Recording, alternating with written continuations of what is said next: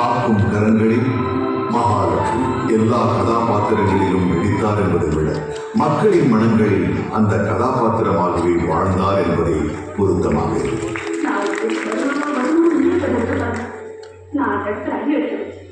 மாளிகையின் ராணியாக, தவிக்கும் தாயாக, ஏங்கும் சகோதரியாக, மிரளும் சாமானிய பெண்ணாக உள்ளத்தின் உணர்ச்சிகளை வெளிப்படுத்திய நடிப்பின் புதிய பரிமாணங்கள் அத்தனைக்கும் முத்தாய்ப்பாய் தேர்தமிழின் ஐம்பெரும் காவியங்களுள் கிரீடம், சிலப்பதிகாரம், இளங்கோவடிகள் எளிய ஓலையில் எழுதி தங்கள் குவியலாய் உலகிற்கு தந்தார்.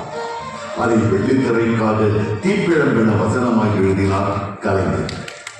திட்டிக்கும் தீண்டமிழ் சாரெடுத்து கற்பனை தேர்ந்தளந்து கன்னித்தமிழ் காவியமா பூமுகாரின் திரை ஓவியத்தை உங்கள் முன் வைக்கின்றேன். வானுயர் தீப்பிழம்பாய்